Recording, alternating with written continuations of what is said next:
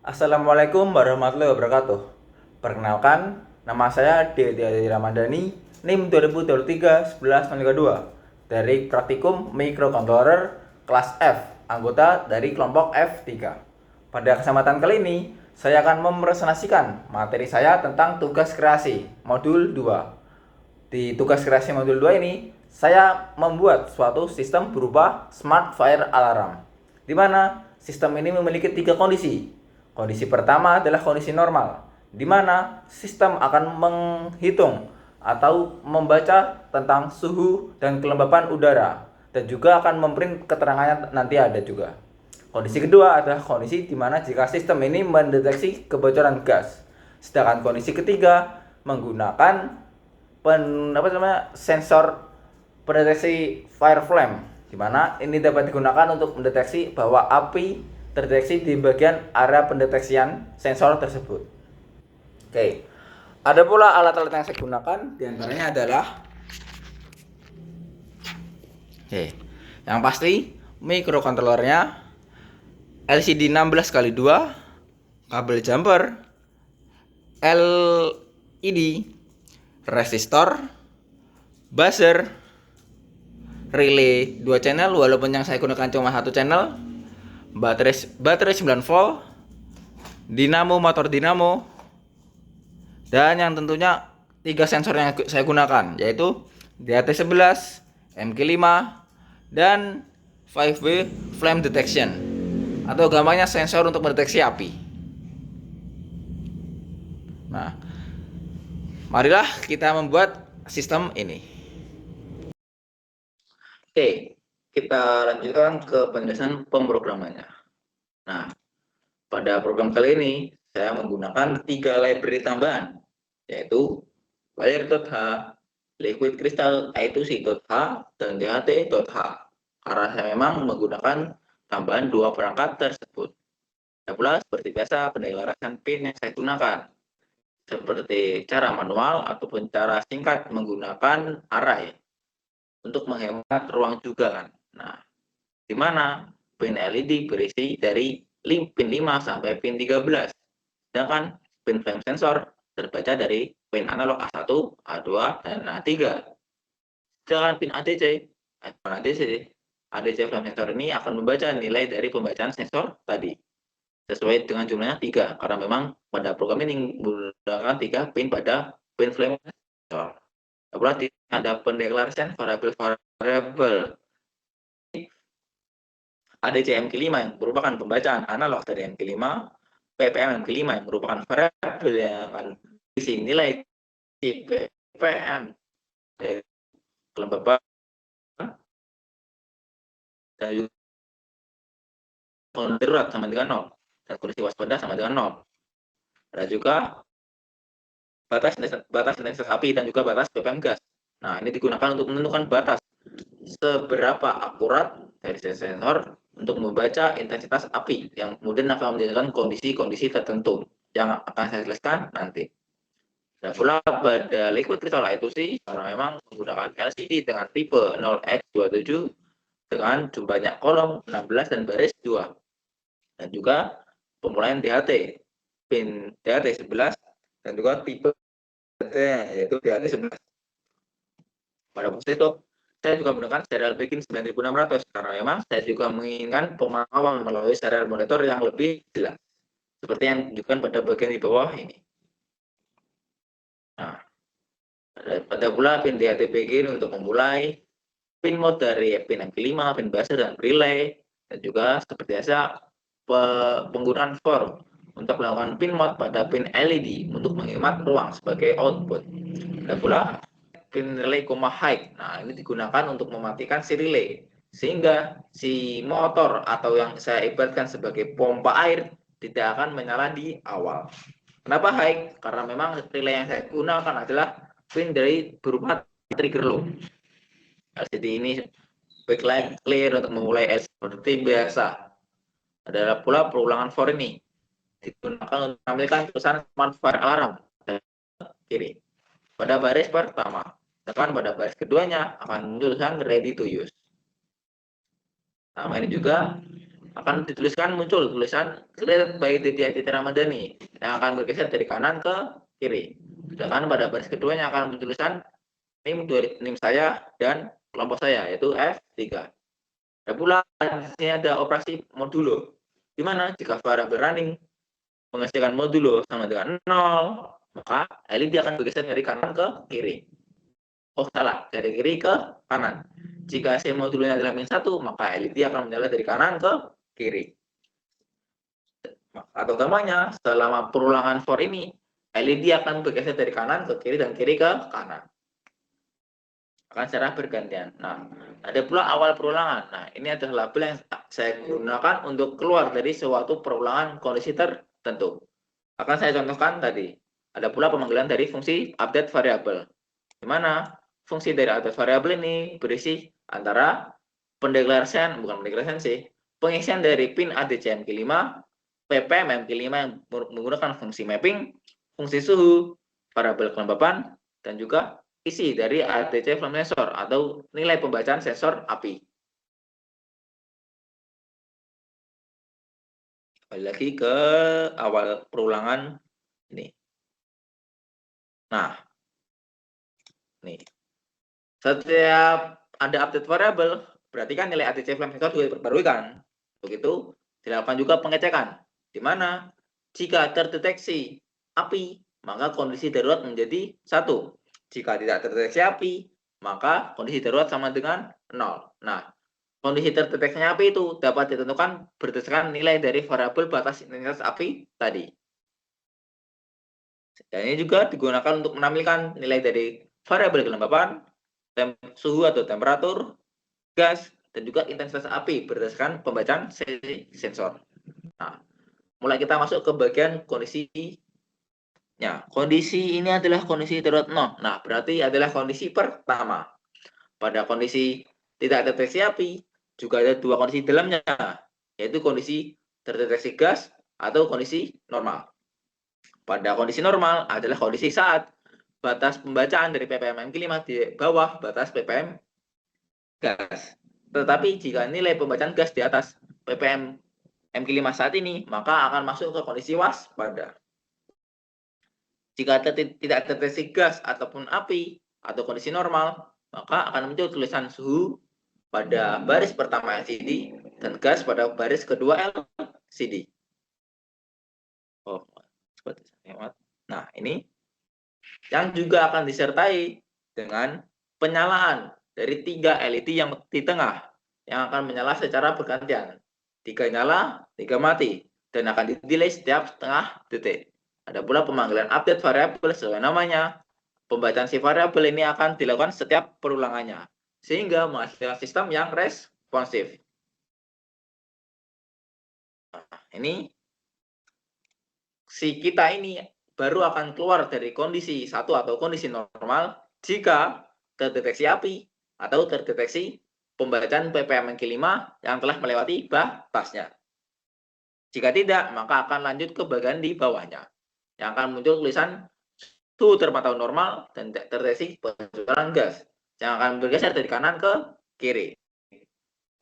Keduanya juga akan berisi tulisan kondisi aman.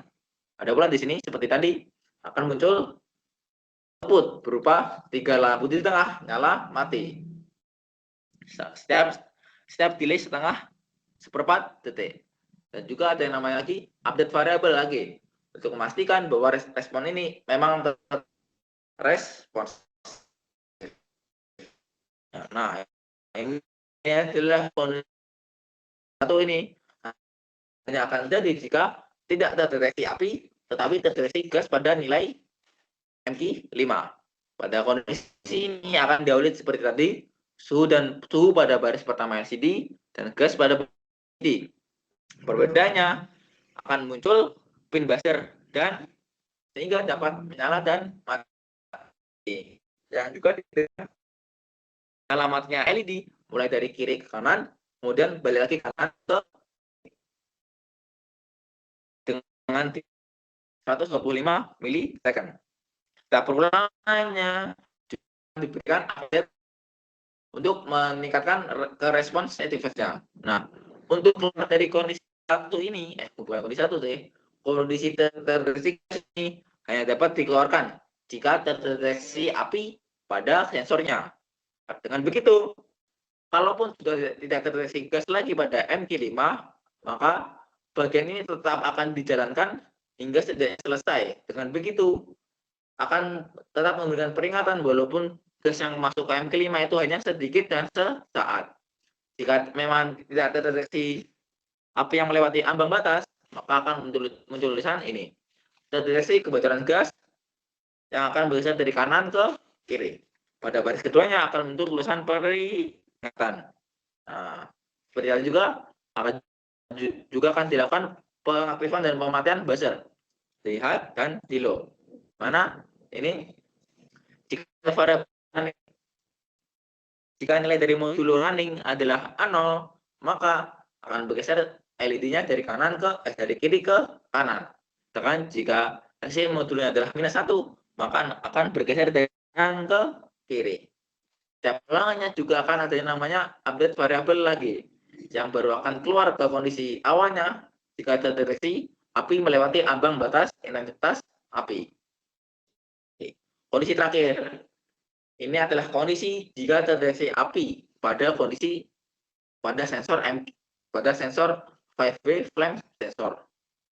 Nah, seperti tadi yang dituliskan digital bright pin relay, low. Artinya, pada kondisi ini kita akan menggunakan low ke pin control si relay, yang tentunya akan mengaktifkan atau menjadi kontak tertutup dari si relay. Dengan begitu, dinamo atau motor yang kita kendalikan akan menyala. Nah, dinamo atau motor yang kita kendalikan ini saya simulasikan sebagai pompa air. Sehingga jika terdeteksi api, berarti pompa air akan menyala. Yang juga diikuti dengan tulisan LCD terdeteksi api yang bergeser dari kanan ke kiri. Ditambah dengan garis kedua tulisan danger. Nah, di bagian ini juga buzzer juga akan aktif nyala. Berbedanya pada tampilan LED. Pada kondisi terdeteksi api ini, LED akan nyala tengah ke tepi, dan tengah ke tepi lagi. Nah, oke. Secara singkat, program ini tuh akan mengutamakan si flame sensor. Artinya, kondisi terdeteksi api akan menang di atas kondisi lainnya. Misal, urutan prioritasnya adalah kondisi terdeteksi api, kondisi terdeteksi gas, dan kondisi normal. Nah, agar memudahkan pengilustrasian, maka akan saya lanjutkan ke bagian perakitannya. Oke, kita lanjutkan ke bagian perakitannya. Nah, kembali lagi ke bagian perakitan ini. Seperti biasa, kondisi dari saya pasti akan menggabungkan beberapa kabel sekaligus jika kabel tersebut terkait pada satu peralatan tertentu. Misal, pada kabel yang terhubung ini, terhubung ke kabel LED, bukan kabel LED sih, pin anoda dari LED, yang mana sesuai programnya digunakan pada pin digital nomor 5 sampai 13 urut. Nah, ada pula LED yang berwarna hitam ini didapatkan dari pin ground di sebelah pin ke-13. Kemudian pin ground ini dioperkan ke sini lagi kan, dan akhirnya dioperkan ke LED kembali sehingga LED dapat menyala. Seperti biasa juga resistor saya gunakan untuk menghambat arus yang masuk ke LED. Ada pula buzzer negatif ke ground sedangkan positif ke pin 2. Karena di programnya juga menggunakan pin 2. Saya lanjutkan ke bagian LCD. Seperti biasa, lihat labelnya. Biru adalah ground dan hijau adalah VCC. Maka keduanya juga diaturkan ke pinnya masing-masing. Biru untuk ground, sedangkan warna hijau untuk 5 volt. Sedangkan kuning dan orange sebagai SDA dan VCL. SDA dan SCL. Oke. Kita lanjut ke bagian sensor 5W flame detection-nya. Dapat kita lihat total ada 7 kabel. 2 kabel power yaitu hitam dan putih, dan 5 kabel data sesuai pembacaan dari sensor yang telah kita lakukan. Tapi sebenarnya yang kita gunakan hanya 3 kabel saja, yaitu kabel A1, A2, dan A3 yang juga akan masuk ke pin analog A1, A2, dan A3. Mungkin ada yang bertanya kenapa kita nggak pakai A4 sama A5, karena memang A4 dan A5 ini terdiri dari satu pin yang sama dengan pin SDA dan SL. Sehingga jika pin SDA dan SL digunakan sebagai LCD, maka kita tidak lagi bisa menggunakan pin A4 dan A5 untuk pembacaan sensor 5-way flame detection ini. Oke. Kita kembali ke bagian sensor yang kita gunakan. Pin MQ5 mendapatkan daya dari kabel berwarna merah dan coklat ini, merah VCC, coklat ground. Di atas 11 juga seperti itu. Dapat kita lihat kabel berwarna ungu terhubung ke pin A0 karena memang di programnya saya juga memberikan pin A0. Ke DHT11 lagi kabel berwarna hijau terhubung ke pin 3 sehingga ditempatkan di sebelah pinnya buzzer yang warna hijau ini. Oke. Buat rangkaian yang ini mungkin sudah, kita kembalikan ke bagian rangkaian si relay. Nah, si relay ini juga membutuhkan tegangan 5 volt dan ground. Karena itu juga dioperkan ke bagian rangkaian dayanya.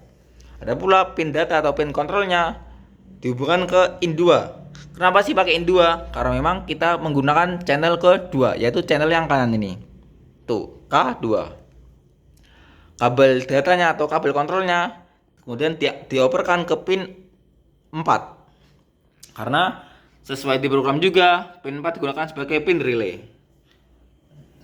Yang perlu kita ingat dari relay ini adalah pin ini akan aktif atau menjadi pin terhubung ketika diberikan tegangan low atau gampangnya low level trigger. Nah, pada rangkaian relay ini saya menggunakan rangkaian NO sehingga dalam kondisi tidak diberikan logika low akan tertutup. Berulah saat diberikan tegangan low akan menjadi saya revisi lagi ulang.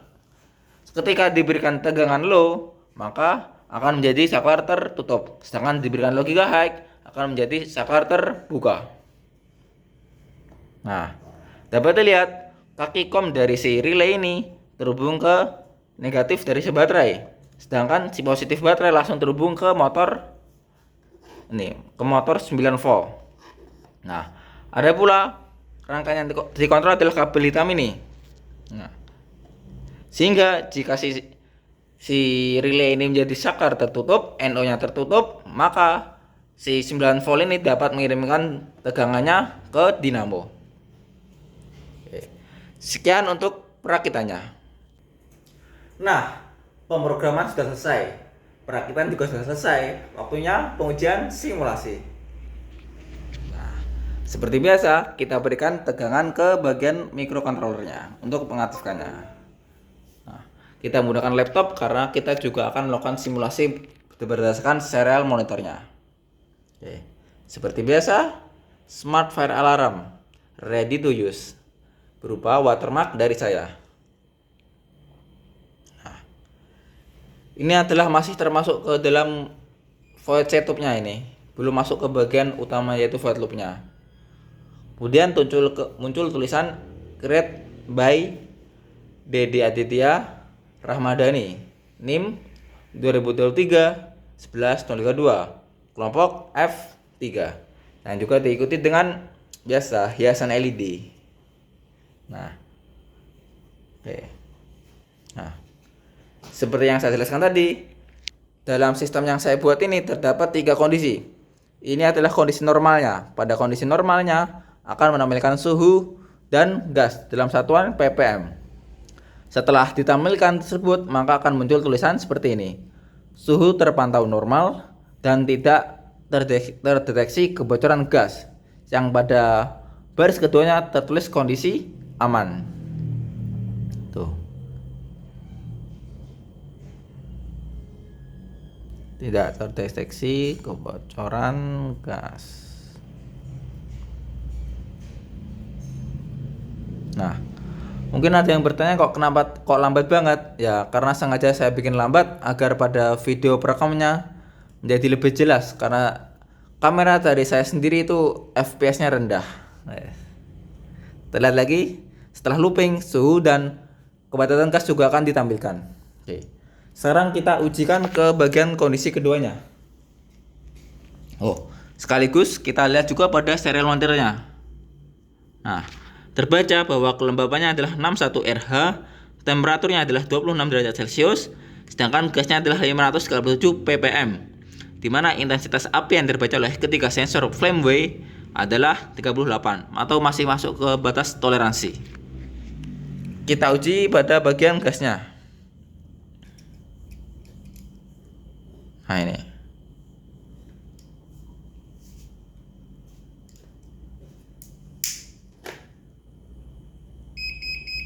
Nah, ini adalah kondisi kedua ketika terjadi pendeteksian gas yang bocor. Nah, terdeteksi kebocoran gas, peringatan. Muncul lagi tulisannya. Semua yang saya buat pokoknya akan muncul sebanyak 2 kali. Terdeteksi kebocoran gas.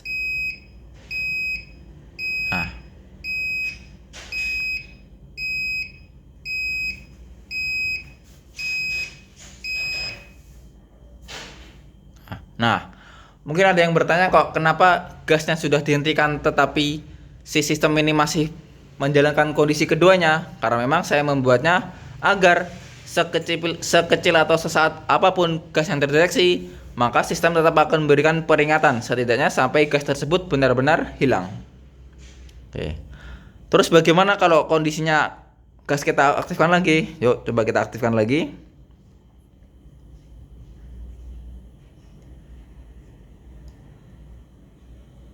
Nggak baca aneh-aneh. Nah,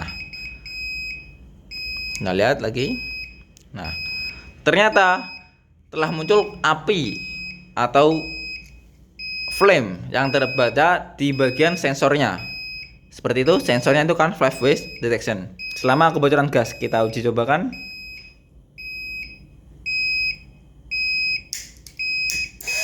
Nah, yang pertama LED akan menyala dari tengah ke samping. Muncul tulisan terdeteksi danger. Dan si motor yang saya ibaratkan sebagai pompa air akan menyala. Nah, si sensor pendeteksi api ini atau kondisi ketiga ini akan tetap bekerja sampai satu perulangannya. Terus bagaimana jika terdeteksi api lagi? Ya pasti akan mengulang ke apinya lagi. Tetapi jika tidak terdeteksi kondisi apinya, ya akan kembali lagi ke normalnya. Kita lihat ke bagian kondisi normalnya. Nah,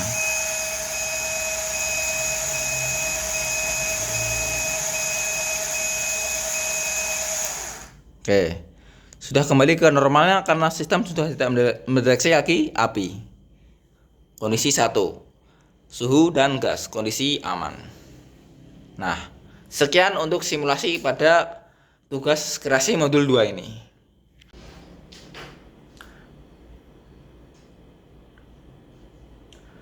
Nah, telah sampai ke akhir dari video penjelasan tugas kreasi saya. Untuk proyek yang lebih menarik lainnya, silahkan subscribe channel YouTube saya. Sekian, terima kasih, dan wassalamualaikum warahmatullahi wabarakatuh. Sampai jumpa di proyek-proyek lainnya.